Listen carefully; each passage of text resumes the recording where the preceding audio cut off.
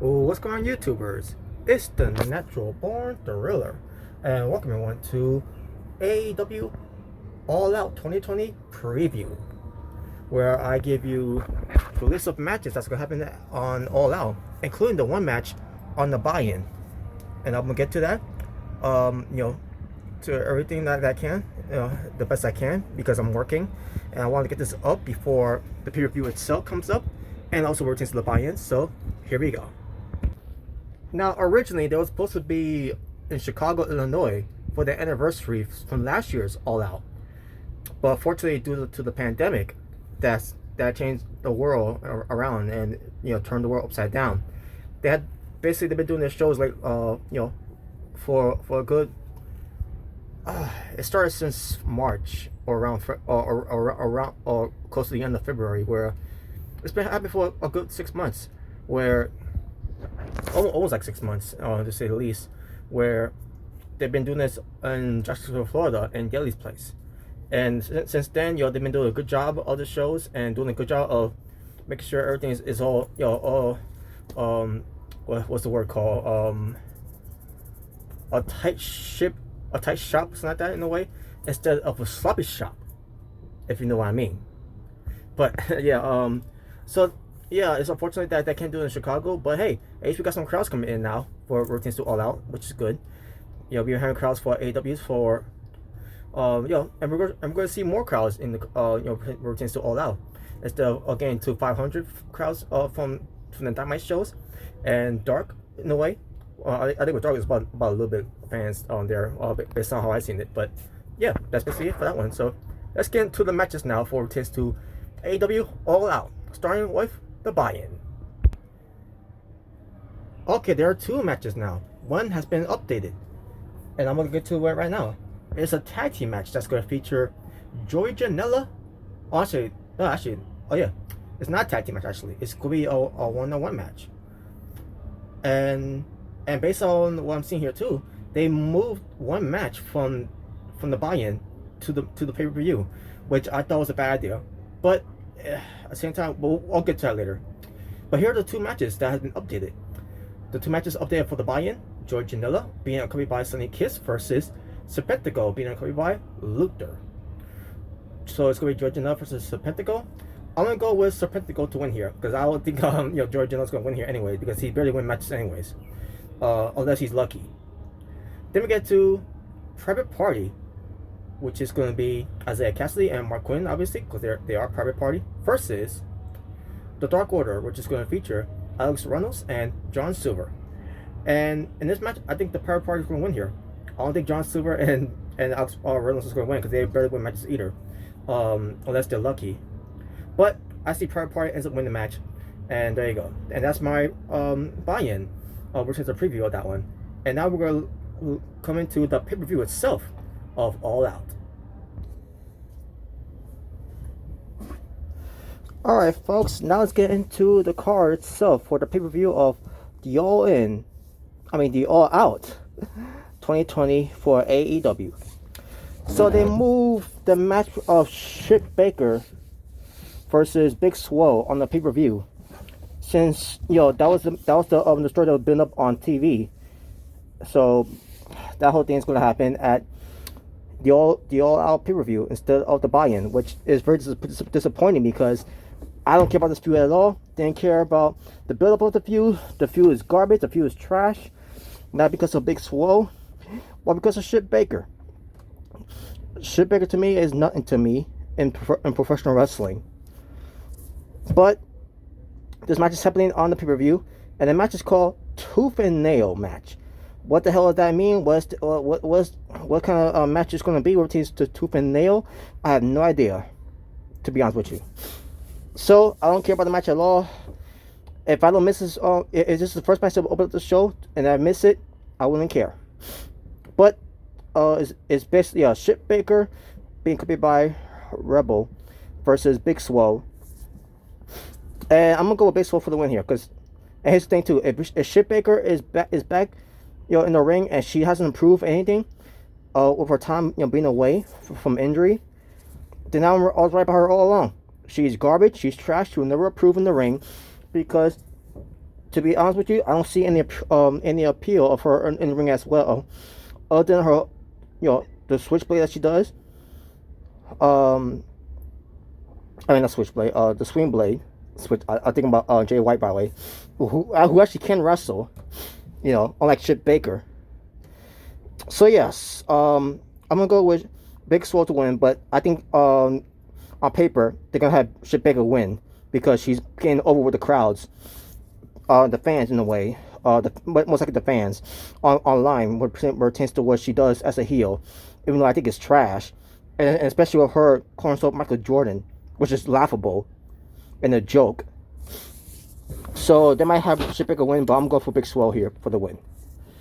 Then we get to Matt Hardy versus Sammy Guevara in a broken rules match. I meant to say, if Matt Hardy loses, he will leave AEW. He must leave AEW. And the broken rules match is basically a last man standing match. It's basically their way of calling it last man standings. Because I guess no copyrights or trademark things where it tends to WWE's last man standing, even though that WWE doesn't really own that. But this is their this is on the thing on where it tends to do Matt Hardy with him being broken. It's gonna be called Broken Rules match.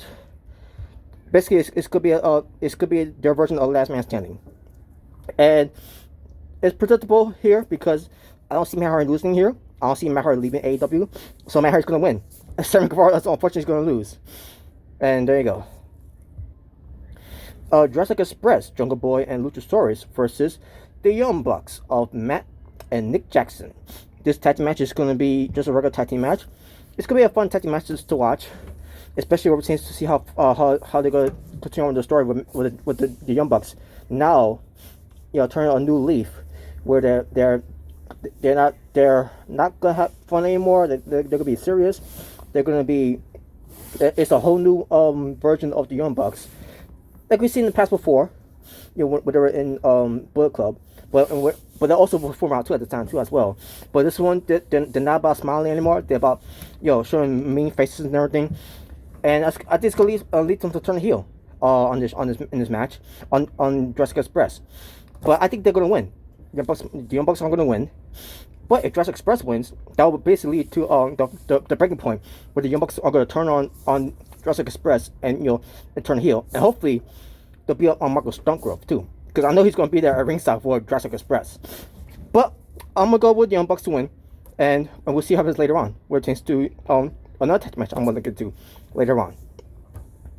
Because next we get to an 8-man tag team match. That will feature the Dark Order, which is Mr. Burley Lee, Colt Cabana, Evil Uno, and Stu Grayson versus Matt Cardona, Scorpio Sky, and the Natural Nightmares of Dustin Rhodes and QT Marshall being accompanied by Ali. Match itself, I think it's gonna be a good match. Not looking forward to it that much, but I'm gonna go for Dark Order for the win here.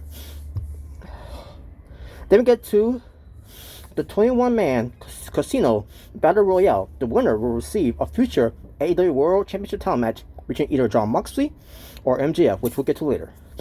And let's go to who's in it. Darby Allin, he's my third pick to win. Lance Archer, he's my second pick to win. And Brian Cage is my first pick to win. And let's get to the other people who's going to be in it as well. Ricky Starks, I think he'll last long, but he ain't going to win it. Pentagon Jr. is now being called Penta El Zero M. So yeah, that's his name from now on. And I think that's going to be something more potential moving forward as a singles wrestler, if they pull the trigger with that one too, in AEW. But still, do some tactic things with him, with Rey Fenix. But I don't see him winning either. Rey Fenix too, he ain't winning either. The Butcher definitely ain't winning. The Blade definitely ain't winning. Eddie Kingston, he might last, but he ain't gonna win either. Sean Spears definitely ain't winning. Billy and Austin Gunn of the Gun Club, they ain't winning. Jake Hager, I can see him lasting longer, but he ain't gonna win. Santana Ortiz, Proud and Powerful, they ain't gonna win. Chuck Taylor and Trent from Best Friends, they ain't gonna win. And we got 4 more announced for this match. So far, you have 17 announced in the match, while 4 more has not been announced yet. So Joey Janela is out of the window. Sonny Kiss is out of the window.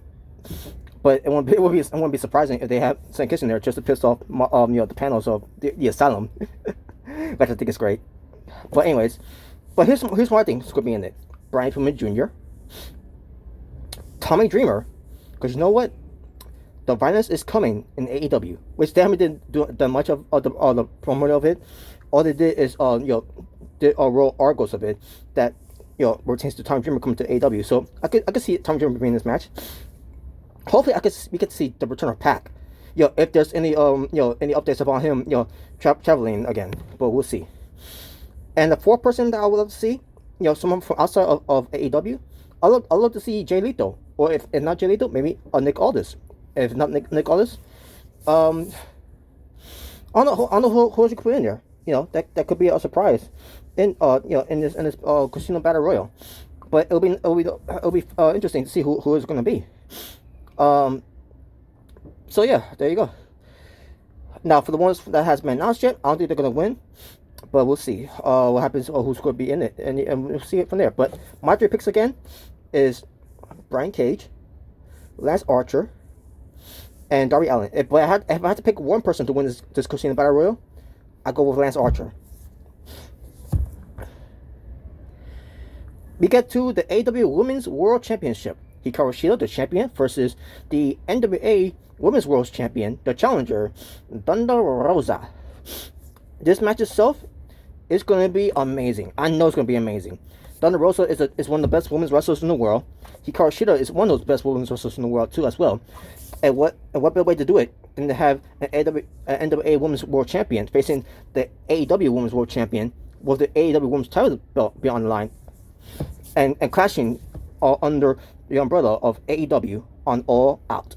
So I think this match is going to go all out, and I can't wait to see how all out they can go for this match.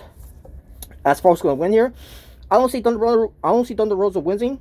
I don't see Thunder Rosa winning, but I'm looking forward to see a great match here, and I'm gonna go with Hikaru Shida, a safe pick for Hikaru Shida to retain here. And the reason I say that is because I'm looking for shock value here for All Out. If they had Thunder Rosa win here in shock value of becoming the new AEW Women's World Champion while she's still working for NWA and being the NWA Women's World Champion, I'll be all happy for it. I'll be all for it. For Thunder Rosa to win it, just for a brief moment, or for a brief of it, with this to being a transitional champion for now until NWA is open back up. So if they want to go with Thunder Rosa to win here for shock value and to put her over as one of the best women's wrestlers, but to hold on to both belts, one NWA Women's World Championship and the AEW Women's World Championship belt, then go with her for the win. But for safe pick, I'm gonna go with Hikaru Shida. So, but I expect this match to be one of the best women's matches on this card, better than Ship Baker and Big Swole, obviously. Yeah, sorry about that, folks. I had to take care of something. Is what you gotta do when you work to working. So, yeah, I'm gonna try hurry this up so I can upload this, because I don't know how long it's gonna take to upload, but we'll see. I'm gonna try to keep it under 20 minutes if I can. If I can't, then I'll go try to keep it under 25 minutes if I can. So I got the one match out of the way. Now let's get the other match out of the way, which is a build-up story, and you never know. You don't know what's gonna lead to. How's it gonna become? What's gonna be the end game here? Because the next one is gonna be about the AEW World Tag Team Championship. The Tag Team Champions, Kenny Omega and the Hangman Adam Page, defending against FTR, the challengers. Cash Wheeler and Dax Harwood being accompanied by Tully Blanchard. This match is going to be great. I know it's going to be great because this is going to be about the tag team titles, the prestigious tag titles in AEW right now in pro wrestling, and it's going to be one of the best tag team matches when it comes to Kenny Omega and Adam Page can bring to the table. And I already know what FTR can bring to the table too. But it's going to be all about storytelling. It's going to be about the match. It's going to be about what's going to happen. Who's going to turn here. So obviously I'm gonna go with FTR for the win here to become the new tag team champions. I think Young Bucks is gonna screw over the Hangman and Kenny Omega, which is gonna be Kenny Omega in cahoots with the Young Bucks to turn on the Hangman Adam Page, to turn them heel, especially Kenny Omega to turn heel, and we're gonna have the heel faction of the Elite, which has been done before, before AEW, but this time it's gonna be a serious matter because Kenny Omega is gonna be back as the cleaner. The Young Bucks is gonna be it's gonna be mean as ever. No more smiles. No more of good tissues of the Young Bucks and everything. It's gonna be lead to them turning heel along with Kenny Omega, and the Hangman Adam Page still as a babyface. And Hangman without FTR, without the Elite. It's gonna be his own man, as he should, and as a babyface. So I want to see how that turns out when it returns to it. Let's see if it happens. But if it's not, the Young Bucks turning heel on the Hangman, along with Kenny Omega, then maybe it's just Kenny Omega just turning heel on the Hangman, and the Young Bucks are it's gonna have second thoughts about the Hangman, and side along with him, bring back the Elite, and Kenny Omega is gonna be one as a solo heel, but we'll see. Either way, you look at it, it's gonna benefit any outcomes whatsoever, but. Yeah, but as far as who's going to be new tag team champions, it's going to be FTR becoming the new AEW World Tag Team Champions. Next, we get to the Minnesota Mayhem match between Chris Jericho versus Orange Cassidy. That's going to be mixed with a little bit of bubbly and orange juice. The Minnesota Mayhem match. I hope I got it right, by the way. But the match will be contested under pinfall, submission, or by throwing your opponent into the tank of Minosa. Or the Minosa. And the match is going to be, I think the match is going to be great. Hopefully it'll be better than the second match they had. The first match was good. Second match wasn't bad, but it was still decent for what it was. Hopefully this match is going to be great because Chris Jericho is the creative master behind all this. So we'll see how that turns out. So two things happen. Either Chris Jericho wins, and then he'll still be thrown into the tank of Minnesota. The tank of Minnesota. Just for comedy relief and everything, because Chris Jericho will be like, I'm gonna cover with Minnesota, everything. Like he did with the whole thing with the orange juice, with his white jacket and everything. And he paid $7,000 on it. I can see that with Chris Jericho, either with him winning, despite him winning. It's gonna be something that type of booking with Chris Jericho, even though he won the match by pinfall submission. But Orange Cassidy is gonna get the last lap because he's gonna throw him into the tank. That's if Chris Jericho wins. But if Orange Cassidy wins, and I am gonna go Orange Cassidy for the win here. Orange Cassidy for the win here, to either by pinfall submission or by throwing him into the tank of Minosa. So yeah, the Minnesota Mayhem match. It's gonna be the first time ever, and we're gonna see how it plays out, and hopefully it's great. And I'm gonna I can't wait to see how it turns out. And finally, the main event for the AEW World Championship with Jon Moxley's Paradigm Shift is banned in this match. Jon Moxley, the champion, versus MJF, the challenger, being accompanied by Wardlow. Excuse me. Match itself is gonna be great. I know it's gonna be great. And the story is, if Jon Moxley misses the Paradigm Shift, he'll lose his AEW title belt and will go right to MJF. So I can see where they could try to do this whole thing where MJF gets screwed over, and with referee getting referee bump where the referee can't see it, and Jon Moxley still ends up doing the Paradigm Shift, so that they could in a way they could protect MJF of losing, because Jon Moxley cheated and everything and all that. So and then Jon Moxley will go on still being AEW champion, and then later on down the line, MJF will get a rematch because he was screwed over, and basically this whole conspiracy theory and everything. Maybe that's what they're gonna do with MJF, because I don't as much as I love MJF and everything, he's great as a heel, as more terms of current promos, and more terms of his wrestling and everything that he's been doing in the AEW even before he came to AEW.